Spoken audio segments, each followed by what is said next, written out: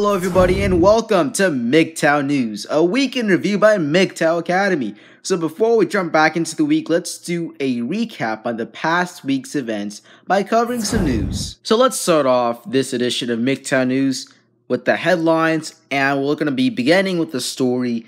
I'm not going to be covering it all because one, I tried to cover it the first time. It was like 18 minutes long and I still haven't finished the super long article. And also, the microphone was off for the first time, so I was kind of like, got kind of pissed at that. So I'm only going to be covering part of that article, and I'll link the article in the description so you guys can actually read the whole article for yourselves.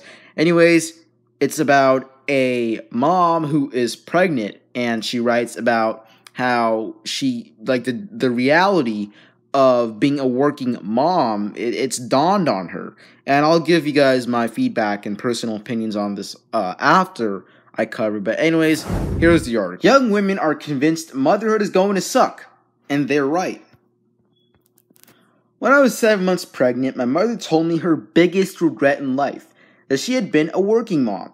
If I had to do it all over again, I would have stayed home with you and your sister from the get-go, she said. I was surprised by this admission, to say the least. Sure, when I was a kid, my mom would sometimes complain about missing a field trip or a PTA meeting, but to be honest, she complained about most things, so it didn't seem like her job ranked super high on the list. Growing up in New York City in the 90s, I'd watched the rest of my friends' moms slowly drop out of the full-time workforce, taking lower-paid part-time administrative positions or scheduling their days around manicures and aerobics classes and harshly worded sit-downs with the nanny.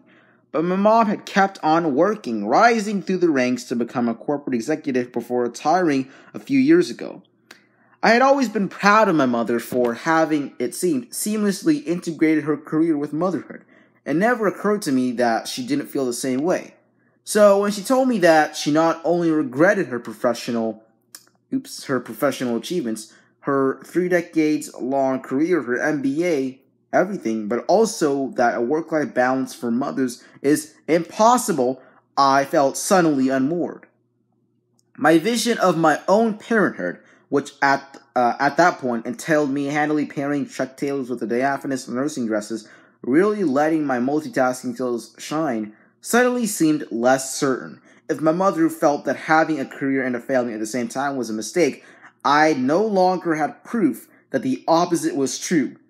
What had happened to my feminist hero? And also, as I yelled at her over roast chicken at Rosh Hashanah dinner, why didn't she tell me this before I got knocked up?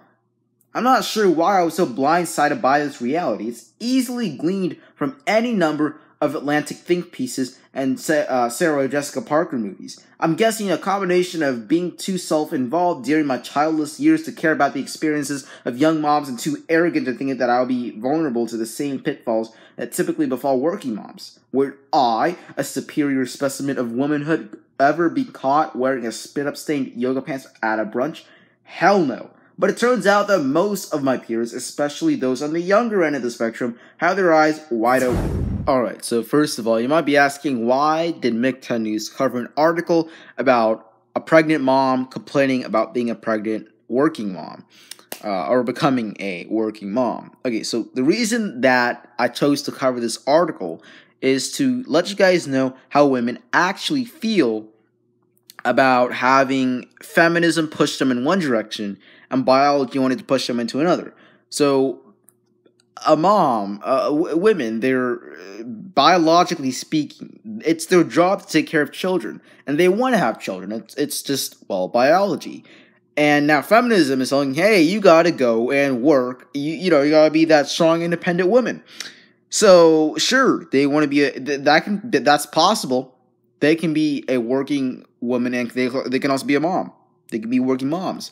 But it's not easy being a working mom because, jobs weren't meant for moms, so to speak. It was meant for dads, dads being the breadwinners and, yeah, basically the nuclear family, it's dead. Okay, there's no such thing as stay-at-home moms. Those are just like, man, they really exist these days. And it's kind of sad, to be honest with you, but blame feminism for it, okay? before feminism, I'm gonna be giving guys. I'm trying to remember the numbers. Okay, so bear with me. So these numbers may not be correct, but they're relatively close. So here's the thing. Back when like the nuclear family and whatnot was a thing, like one person in a family, meaning the dad, would have to go out and they would have to earn and bring in, I think it was like $40,000, and that's calculating inflation in today's dollars. Now, in today's modern world, a man and a woman, meaning the husband and the wife, would have to go out and bring in an equivalent of $50,000. And basically, reason why the money is more is because feminism has allowed for the first time ever for women's labor to be taxed, meaning that labor for big corporate companies, it's been cut in half. It's been cut in half. This means that they get labor at a lower cost. All right, 2 times the work for the price of one, basically. And everybody's like, oh, why are companies and the government, why are they so supportive of feminism? Well, there's a reason. MGTOW News is now going to be covering an article about how feminists and feminism are to be at blame for the downfall of men and boys. Feminists are to blame for the plight of boys and men. On his program, Tucker Carlson Tonight, Carlson and his team gave men in America a voice every Wednesday in March. It's only the beginning of a much-needed conversation, but it was a great start. I can't think of anyone in the media other than Carlson who's courageous enough to tackle this sensitive topic. He's covered many, many facts about the plight of boys and men with sincere interest each Wednesday, and then afterward interviewed a different expert to discuss the problems he just described. But it was in the final segment that Carlson honed in on why Americans are oblivious to this crisis. America has changed completely. The patriarchy is gone. Women are winning, men are failing. Men in America are now far more likely to die of a drug overdose, drop out of the workforce because of addiction, commit a felony and go to prison. They fail in school much more often than women do. They kill themselves at many times the rate. Overall, they die years younger. Those numbers are not speculative. They are hard-on data gathered over decades by nonpartisan researchers. You'd have to ignore a huge amount of subtle science in order to repeat the pieties of 1970s era feminism, and yet this is exactly what our leaders continue to do. Bam. The relentless feminist narrative Americans are exposed to every day and have been for decades is that women live in a patriarchy designed to hold them down and back. The egregious analysis of men is simply false. There isn't a shred of hard evidence to support that Western society is pathologically patriarchal, that the prime lesson of history is that men, rather than nature, were the primary source of oppression of women, writes Jordan Peterson in 12 Rules for Life. This lie has been hugely destructive, yet it persists, which means if you've fallen for the feminist propaganda, you're not likely to sympathize with the plight of men. If you haven't fallen for it, you will sympathize with men. Problem is, there are far more feminists in power than there are non-feminists in power. Thus, we've never hear anything in the media other than male bashing. And by the way, we never see anything in the media other than male bashing. Just adding. Anyways, that's what's made Carlson's series so utterly refreshing and vitally necessary. In addition to selling the lie that American women are so oppressed, feminists also want Americans to reject male and female nature, and they convince them by twisting bits and pieces of facts to their advantage. Feminism means dismantling society's toxic ideas about what fatherhood looks like, so it's socially acceptable for women to be the primary breadwinner while a man stays at home with his kids, writes Emma Roller at The Splinter in response to Fox's Men in America series. It means ending mental health stigma so that men can go to therapy before they feel like they must resort to domestic violence or suicide. It means tearing down rape culture, which hurts women but often hurts men in more insidious ways too. Ultimately, it means dismantling gender completely. And there it is. Dismantling gender completely. I'm so glad Roller put that on the record. I've been explaining for years that this is what feminists' ultimate goal is, and not everyone believes me. What feminists want is for men and women to cease being men and women and to instead become unisex, androgynous, interchangeable beings. That will never happen, of course, which means feminists will continue to perpetuate the gender war that they've begun, which in turn means men will continue to suffer. And if you think that won't bring the rest of us down in the process, think again. And up next in the headlines for MGTOW News, Jamie Luner is accused of drugging a boy when he was 16 at a party in 1998 at a Studio City home, and details of the story up next. Melrose Place star Jamie Luner drugged a boy 16 before performing oral sex on him while someone else filmed them at a party at her Studio City house in 1998. Anthony Oliver has accused Jamie Luner of assaulting him in LA in 1998. Now 36, Oliver told LAPD last month that she performed oral sex on him when he was a minor. It allegedly happened at Luner's home during a party which he attended. He says he decided to come forward recently on the advice of a therapist. The LAPD is now investigating Luner, now 46, over the man's allegations. The actress has emphatically denied them since they became public.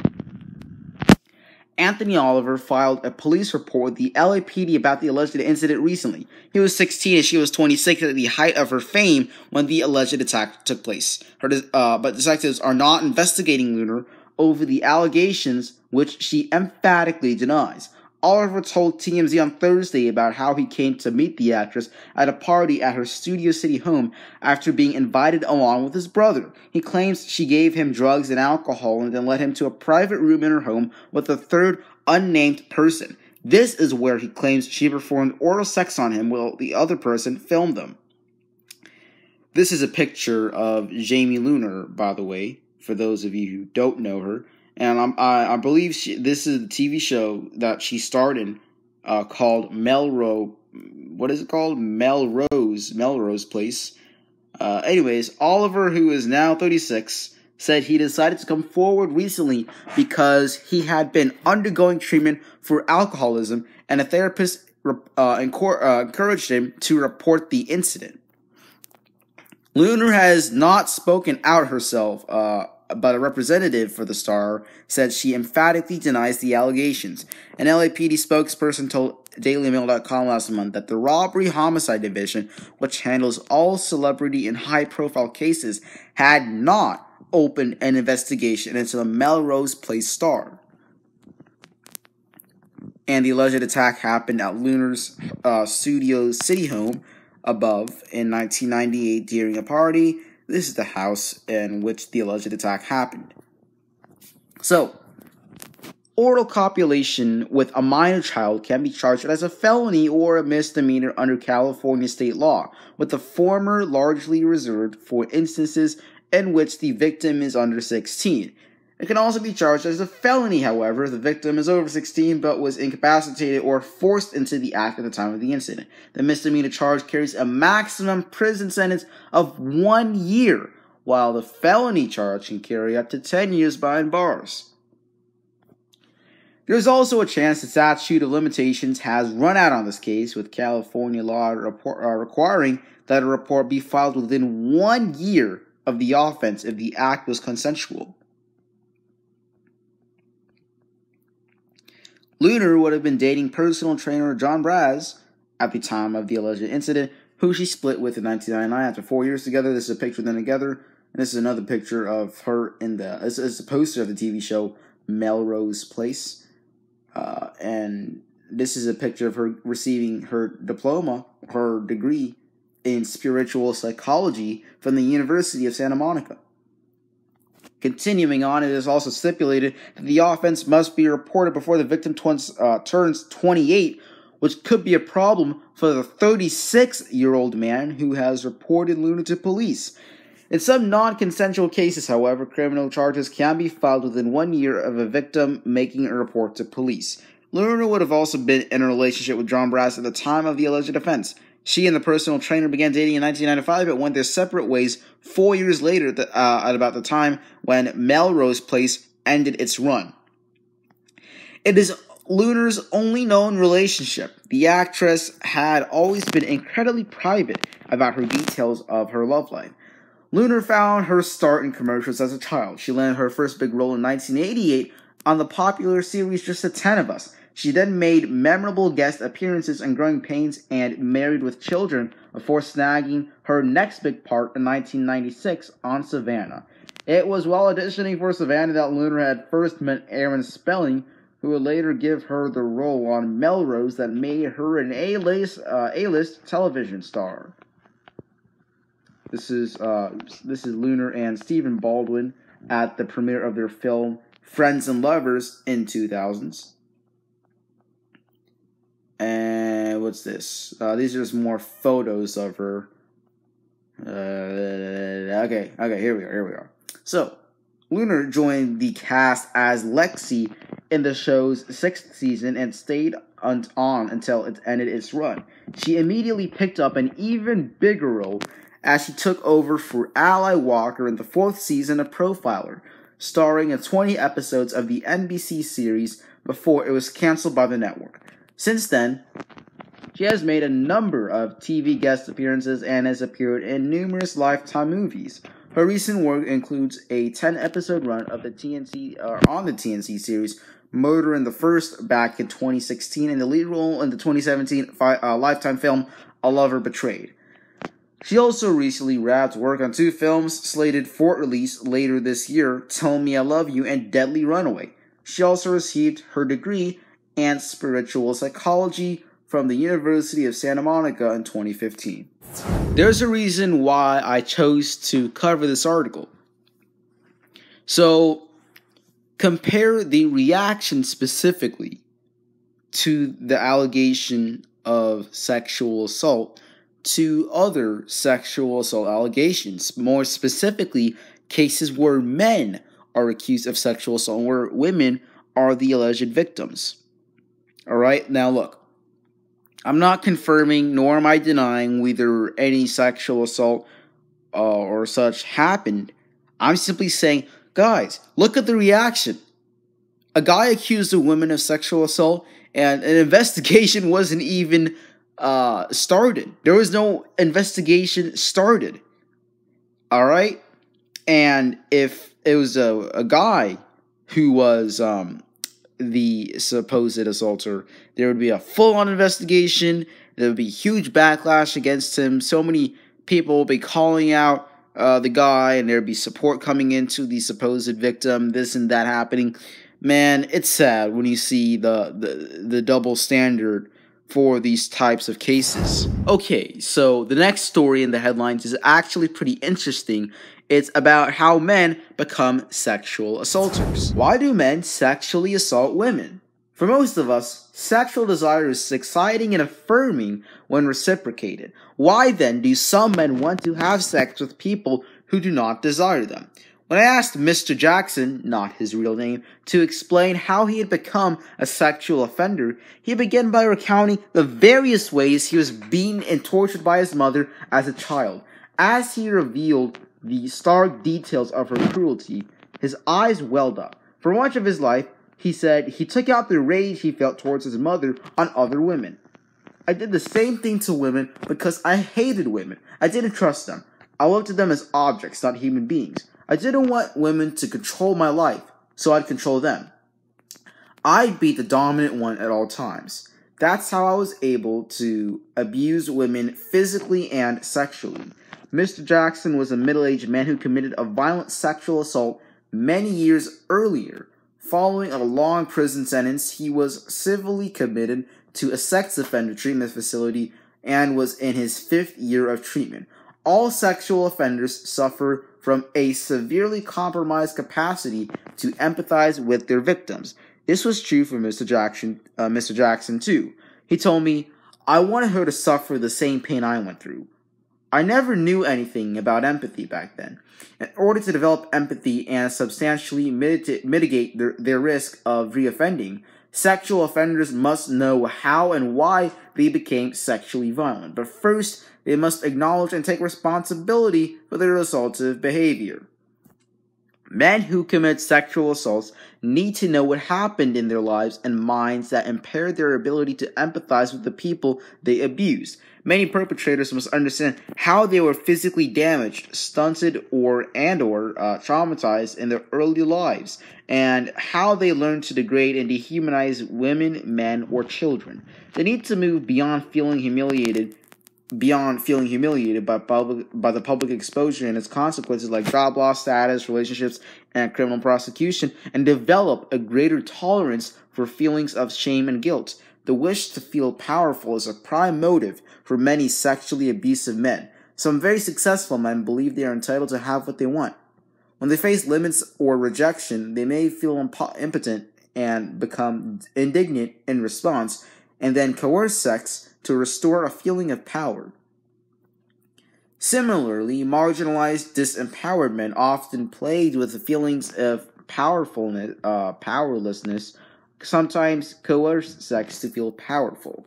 Trauma and its aftermath is frequently a critical influence in the early lives of men who perpetrate sexual offenses. In the men I evaluate, I almost always discover a devastating childhood history, rampant with sexual abuse, physical violence, and emotional neglect, that laid the groundwork for their sexual aggression.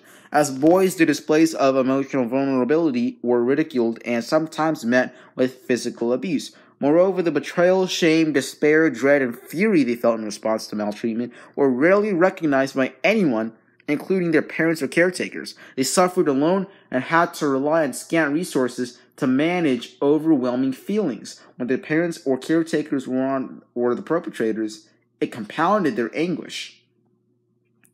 Childhood experience, however, no matter how awful, never excuses a man's sexually aggressive behavior, nor does it sufficiently explain it. Most men with childhood trauma do not abuse others. Some remain relatively unscathed by their dark pasts. Many become depressed, addicted to substances, or scared of intimacy. Others sabotage themselves in work or relationships. Numerous famous men have revealed childhood histories of abuse and recounted the harm it caused. Two examples are Gabriel Byrne, I believe is how you pronounce it, the actor who suffered from alcoholism and depression after he was sexually abused as a child, and Scott Brown, the former U.S. Senator who was physically, emotionally, and sexually abused as a child and became a repetitive shoplifter until he was arrested at age 12. These men, unlike abuse victims who became sexually abusive, faced their demons and grew more resilient. As Brown put it in his autobiography, Against All Odds, like a fractured bone, I have knit back stronger in the broken places. Courage, willpower, empathy, and the ability to be emotionally vulnerable play pivotal roles in the choice to not sexually abuse others.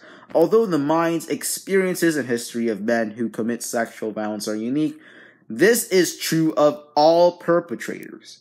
Good treatment can help offenders develop these essential capacities and never perpetrate again. Okay, so this is actually pretty interesting.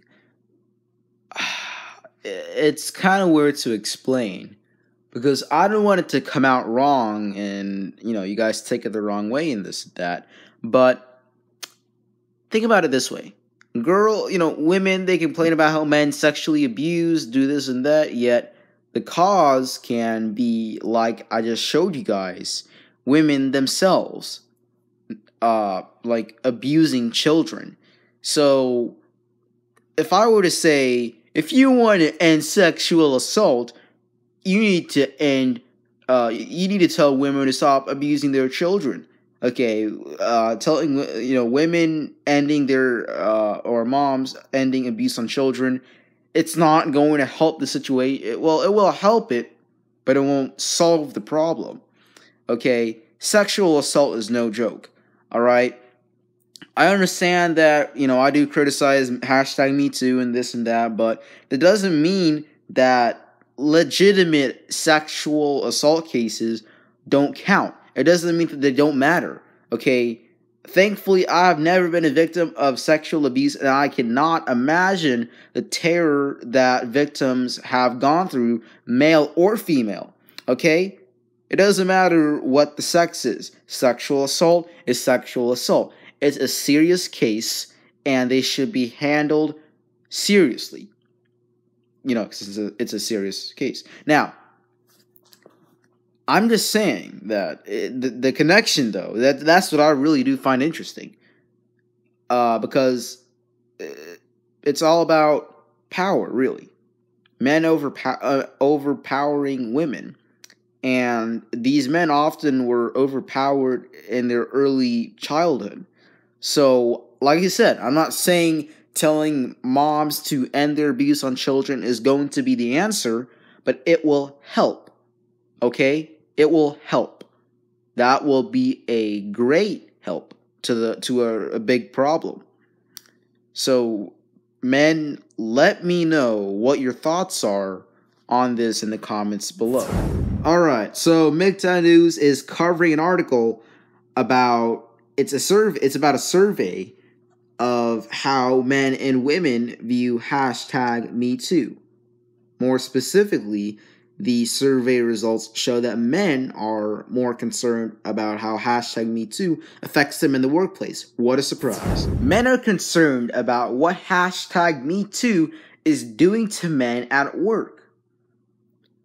6 months after sexual harassment complaints started piling up against Hollywood mogul Harvey Weinstein, Americans seem split on what the #MeToo movement has meant for the workplace, according to a new survey from the Pew Research Center. 68% of Republican men and 59% of Republican women say it's harder for men to interact with female colleagues, while 45% of the Democratic men and 40% of Democratic women feel the same. Okay, before I continue on, I'm not trying to say Republicans are better than Democrats or this or that. This is why I avoid covering political stuff. I just wanted to put that out there, alright? Like I said, I don't, political stuff is just meh. Okay, I'm not trying to, basically talk trash about another political party. Because, I don't have a political party. I'm independent. Now, anyways, continuing on, the survey called Sexual Harassment at Work in the Era of #MeToo sought to measure the labor impact of increased attention to the issue of sexual harassment and assaults, the authors wrote. It did not ask respondents to explain their answers to multiple choice questions or provide specific examples of how they thought things have changed. 63% of liberal women and 56% of liberal men say there is a major problem of women not being believed after reporting misconduct, compared with 34% of conservative women and 21% of conservative men. Fewer respondents from any of the parties said the #MeToo conversation would improve women's economic mobility. 15% of Republicans think it will create more opportunities compared to the 39% of Democrats. 20% said it would decrease opportunities, and 51% thought it wouldn't make a difference.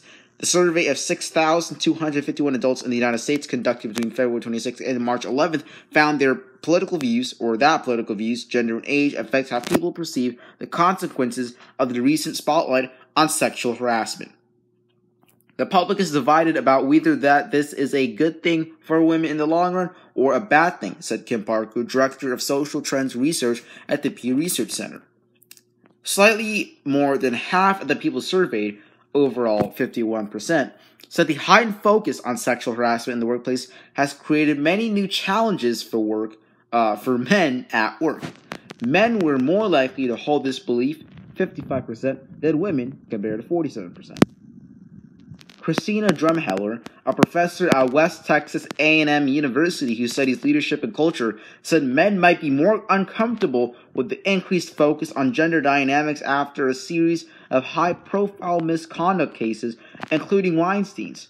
They didn't have to worry as much about what they do and say, Drumheller said. This movement has made some men question what they do in the workplace, and it has made some nervous.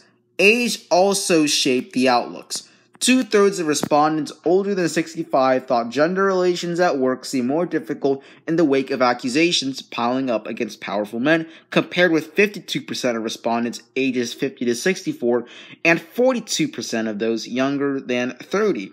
Cynthia Deitch, a gender studies professor at George Washington University, said younger workers grew up with knowledge of sexual harassment, a term that did not exist until the mid-1970s. Anita Hill's high-profile 1991 testimony about Clarence Thomas in particular thrust the concept into mainstream consciousness.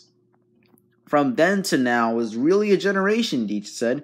Sexual harassment is something that has been talked about for 25 years, but deeper chasms emerge along party lines, the Pew authors wrote, when it comes to men getting away with it and women not being believed.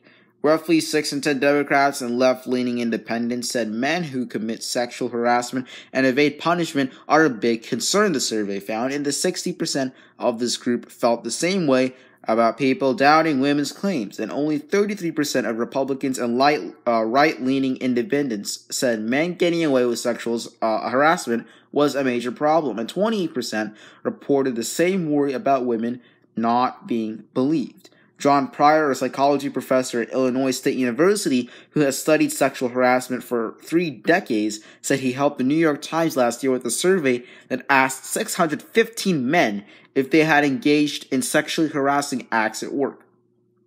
Those who worked in blue-collar jobs, as well as those who identified as Republicans, were more likely to admit to misconduct, he said. They were more likely to say they've told sexist jokes, but didn't mean anything by it, Pryor said. These kinds of put-downs were far more common than sexual come-ons. They were also less bothered by women accusing President Trump of sexual harassment, Pryor said, and that the Access Hollywood video from 2005 showed the president talking about touching women's genitals without permission. And for those of you who don't exactly know what they're referring to, this is what Donald Trump said, grab him by the pussy, that whole thing, yeah.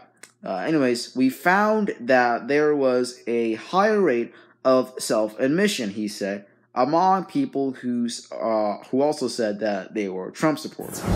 Okay, so I understand how the article was comparing how liberals and conservatives viewed the hashtag #MeToo movement and what they valued over each other and this and that.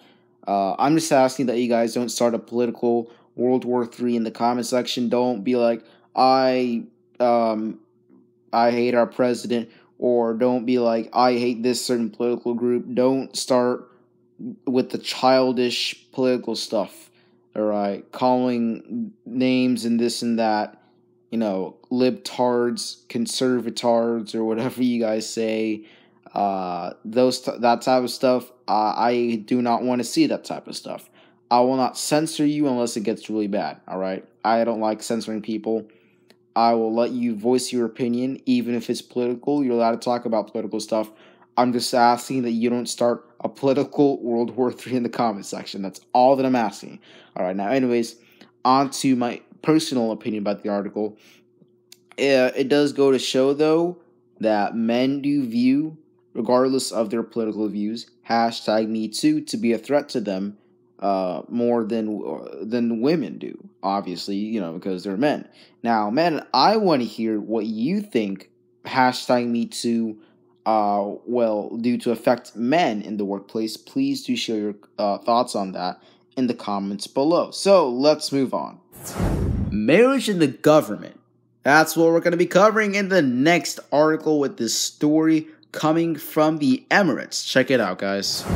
Proposal of housing grant for men who take second wives has divided opinion. Financial support would make it more affordable for men to marry Emirati women, thereby reducing the number of unmarried Emirati women and increasing the stability for families suffering financial pressure. A proposal for the Sheikh Zayed housing program to extend housing grants and loans to men who take second wives could have unintended consequences, sociology and law experts say. The proposal is one of 16 recommendations being drafted by the Federal National Council following a discussion in a February session with the Minister of Infrastructure Development, Dr. Abdullah al-Nuami. The issue was initially raised by Hamad al-Rahumi, the second-term member from Dubai, who asked the minister about providing a housing allowance for Emiratis who wish to take a second wife. The recommendations also include providing assistance to first marriages, said Mr. al-Rahumi earlier this week. Our concern is family well-being and stability. Expensive weddings and high dowries mean that men often marry foreign women as second wives. A 2017 documentary by Zayd University researchers estimated that on average, an Emirati wedding costs at least 683,000 dirhams. I believe that's the currency there, dirhams. Anyways, financial support would make it more affordable for men to marry Emirati women, thereby reducing the number of unmarried Emirati women and increasing stability for families suffering financial pressure, said Mr. al-Rahumi. He will marry a second wife anyway, so why not help him maintain a stable household by providing accommodation if he marries an Emirati woman, said Mr. al-Rahumi following the session. When he sees that he will have to pay for a new house if he will marry an expat woman, and that the government will support him if he marries an Emirati woman, then he will choose to marry an Emirati. Mr. al-Nuami said the ministry has already considered treating a housing request for a second marriage the same as a request for a first. If we're able to facilitate more Emirati men to marry Emirati women, this is a success, said Mr. al-Rahumi. I am not encouraging men to remarry. The point is to provide factors that will make a marriage between two nationals successful. We fell in love. Wives living in the same house creates problems, according to Mr. al-Rahumi. Our concern is the well-being of the extended family and not that the man marries more than women. Or is it marries more than one woman? I believe that's a typo. Emirati Shama Abdullah, and the name was changed, agreed to marry a married man and says it had been a struggle since their wedding 10 years ago. I agreed to marry him because we fell in love and told me that he had a difficult relationship with his first wife and was considering divorce. Her husband never divorced his first wife and mother of 4 children, nor did he divorce Shama, who today has 3 children. There are many things that I want, but the one most important thing is a house. Having a house is the most important thing for any family as it provides us with stability and security. Being the second wife and mother of 3, we have been living in a rented house for the past 10 years.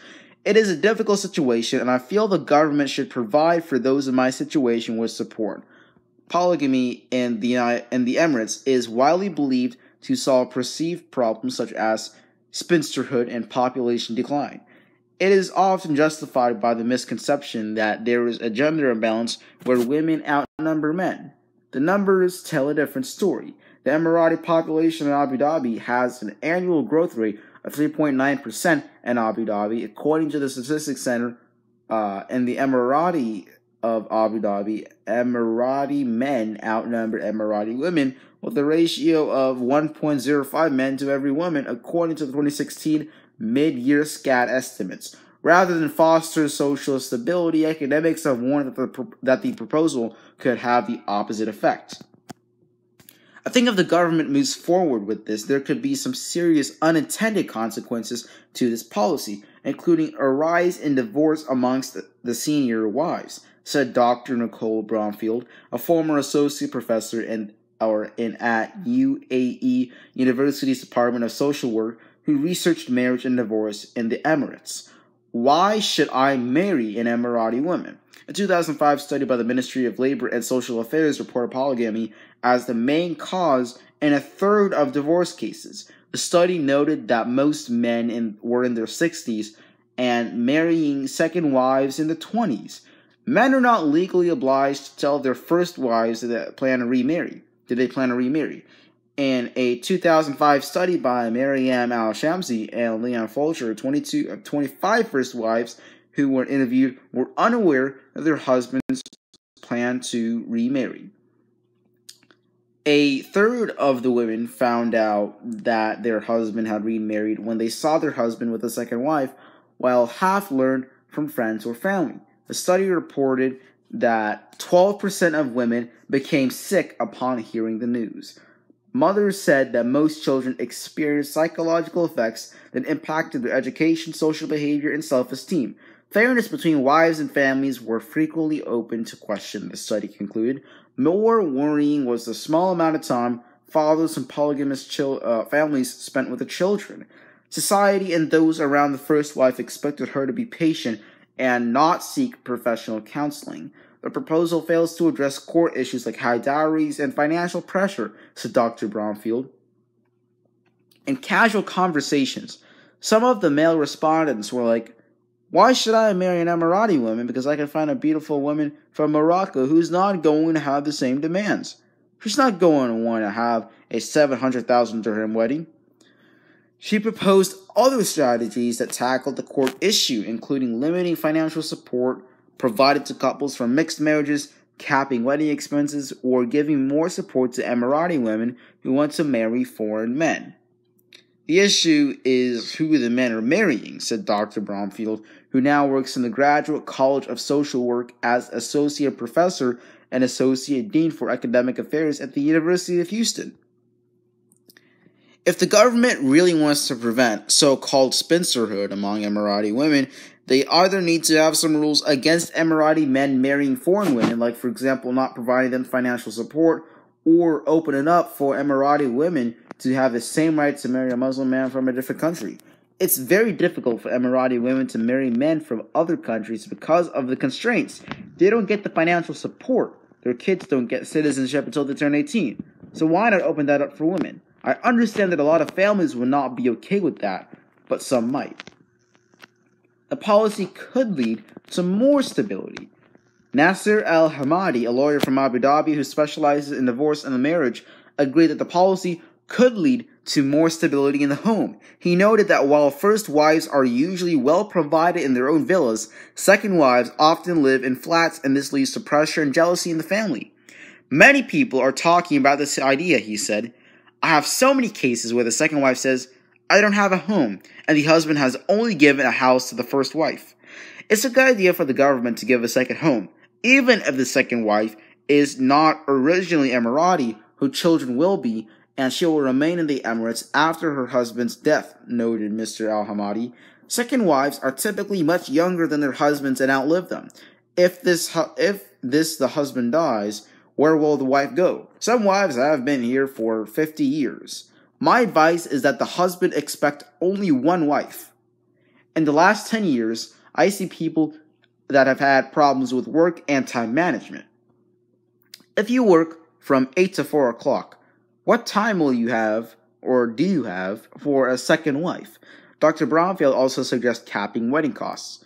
Founding father Sheikh Zayed encouraged people to keep weddings modest, said Obaid Al-Kabi, a lawyer from Abu Dhabi.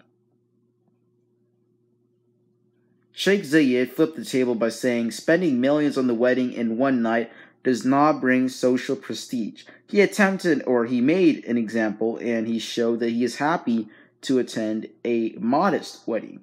His attendance became more valuable than the millions of people that spend on fireworks and wasted food. This example was followed by other sheikhs who attend mass wedding ceremonies for men. It is expected that men will only marry a second wife when they are able to support her financially.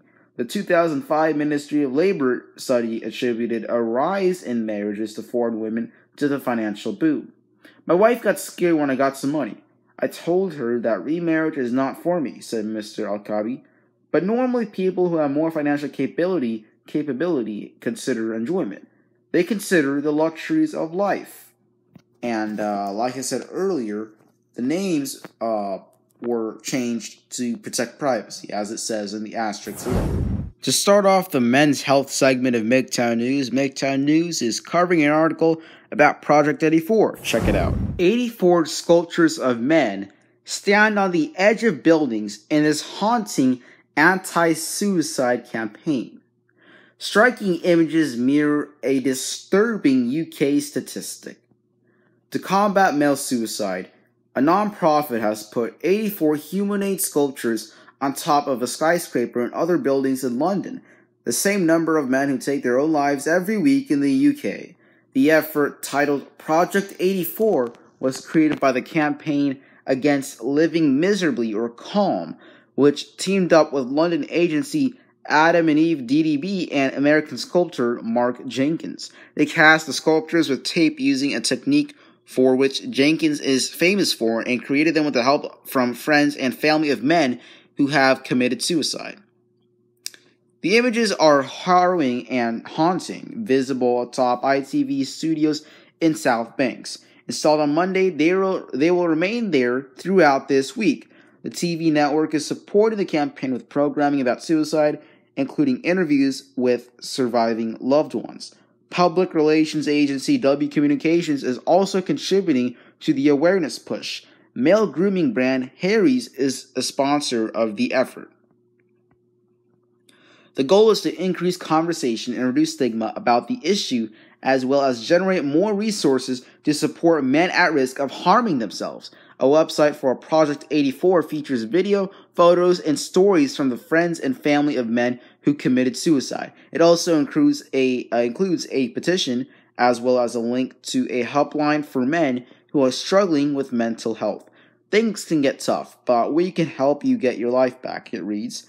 Being silent isn't being strong. Also included are pointers for people who are concerned about a loved one and links to bereavement support for those affected by suicide. In the U.S., one recent sweeping suicide prevention campaign from the Ad Council encouraged young people broadly to be proactive in checking on their friends and loved ones. That's not to mention rapper Logic's ad with Google during the Grammys, themed around his hit song named after the National Suicide Prevention Lifeline's phone number.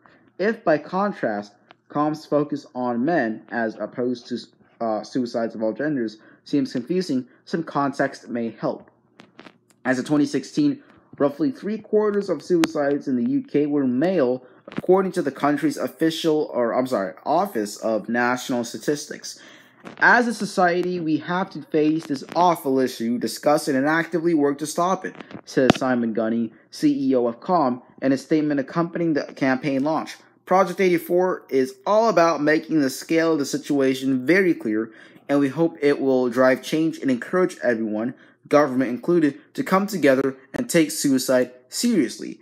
Add Ant Nelson and Mike Sutherland, Deputy Executive Creative Directors at Adam and Eve DDB, male suicide and mental health is a big issue that can't be ignored any longer. It's unacceptable that so many men are tragically taking their own lives every week, yet so few people are talking about it. Hopefully this piece of work will highlight the shocking statistic and help start the conversation. And, by the way, 84 men in the UK take their lives each week. 84 men take their lives per week in the UK. Very sad number. To finish off the men's health portion of MGTOW News, and, well, this entire edition of MGTOW News altogether, MGTOW News will be showing you an article that will teach you how to screen yourself for testicular cancer, which is, by the way, one of the most common cancers among men. Alright? So, testicular cancer, it actually has a high cure rate, 96% to be specific, if it's caught early. Anyways, here is how to screen yourself for testicular cancer. Check 'em, lads. Why young men should care about testicular cancer. In general, guys do not think about their testicles on a day-to-day basis. Unless we have some pain or feel an abnormality, we let them go on with their day.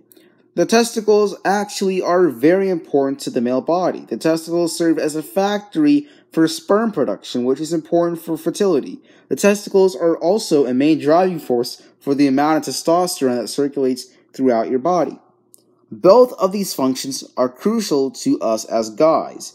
One thing is clear. The testicles are not immune from cancer. In fact, 1 in 250 men will be diagnosed with testicular cancer, and it is the most common cancer in the age group of 15 to 35.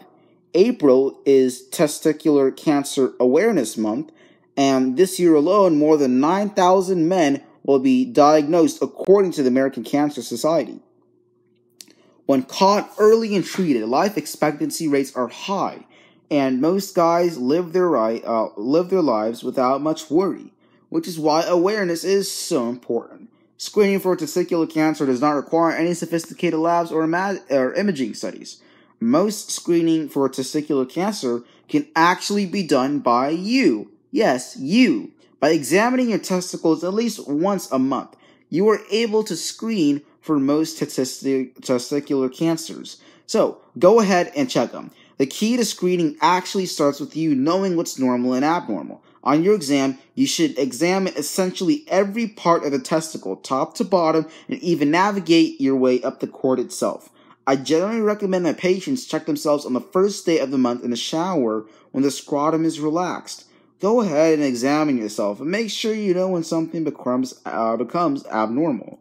If you do notice an abnormality or are concerned about something, you should definitely get yourself checked out by a medical professional. The medical professional can either confirm what you found on exam or order imaging and lab studies to help figure out whether this is cancer or something benign, meaning that that's a normal variant of your testicle. So, what you should look for. There may be some other symptoms of testicular cancer that may be present without any change to your testicle itself. One of those uncommon symptoms may be a heavy feeling in your testicles or in the lower part of your belly, even back pain. A feeling of pressure in your testicles or in your groin or lower abdomen may be a sign of either enlarged lymph nodes or food collection secondary to the actual cancer itself. The other way is that you may not actually feel a hard lump in your testicle, but you may notice that one testicle may be larger or smaller than the other. If the cancer has migrated to other parts of the body, you may notice abnormal swelling in your legs. The swelling could be from your lymph nodes channels being blocked, or could be from the cancer increasing your chances of a blood clot or blood clots. Another abnormal symptom of testicular cancer may be enlarging breast tissue or gynecomastia. Gynecomastia. I'm not sure how you say it. Anyways, as a guy, if you do have any of these symptoms or any abnormality that you just feel is not right, it's probably a good time to go and talk to your healthcare professional. This doesn't mean if you're outside the ages of 15 to 35, you're not going to get it, because any guy at any age is still at risk for testicular cancer. The risk is just not as high, but it is still present. So, you have testicular cancer. Now what? So what if you do get diagnosed with testicular cancer? Is it the end of the world? Not really, because if you look at the statistics from testicular cancer, it has a 96% cure rate if caught early. Treatment options may include removal of your testicle. Based on what pathology is found in the testicle, your doctor may recommend further treatments, which could include radiation or chemotherapy. A lot of patients ask, okay, what can I do other than examine myself to prevent me from getting testicular cancer? There are certain known risk factors that do put you at high risk for testicular cancer. Those include family history. So if you have a brother or father who had testicular cancer, then you are at a little bit of a higher risk of getting it. Also, studies have shown if you smoke marijuana, then you may increase your chances of getting testicular cancer. There are also some links with testicular cancer in your occupation.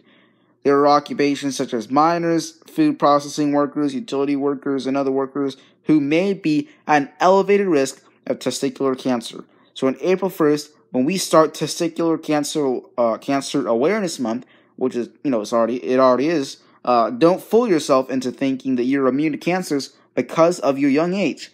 None of us are immune. Okay, guys, so last week I was supposed to upload on April 1st another edition of MGTOW News. I couldn't, and no, it was not an April Fool's joke. I actually couldn't. Had some technical difficulties and this and that. So, what I was gonna do is some whatever. What I should have done was kept it and uploaded it later. But when you had like when it's like 6, 5, 6 in the morning, you don't think right, you don't think straight. So I just deleted it, but I do have one more clip saved, and it's worth sharing. Basically, it was where I had a laugh attack. And here, just see, all right, you'll just watch. But then you start talking about vaginal cancer and penile cancer and anal cancer, and that starts to be more of a sticky wicket. Think of it this way: if parents get persnickety at the suggestion, I'm sorry, the way he kind of words it's so funny. I'm sorry, even I laugh at this. I'm sorry. Even if parents get persnickety at the suggestion that their kid should be vaccinated against a sexually transmitted infection, it is not terribly hard to imagine how they might react to the suggestion that their son should be vaccinated for a disease spread via anal sex specifically. Okay, I can see why this could be a problem. I'm sorry. Oh shit. I'm sorry, guys. This is just I was thinking of sticky wicket or something like that. Sticky wicket. Oh god, this dude, the way he mentions it, the way he words it, it's so funny. I'm sorry, guys. I'm sorry. I need to get myself back in order. I'm sorry. Persnickety, though, that word. Okay, so anyways, the solution to all this, Schaffner suggests, is easy. Regardless of the mode of transmission, doctors should treat the HPV vaccine the same way they would treat a tetanus shot. Oh god, oh man, if I laugh one more time, I'm gonna probably restart this. I'm sorry, guys. I'm sorry. Providers should be prepared to answer questions, but needn't call any special attention to HPV. The shot. Oh my god, that's so funny. I'm sorry. Oh my god, persnickety. Oh my god, that's so funny. I'm sorry, guys.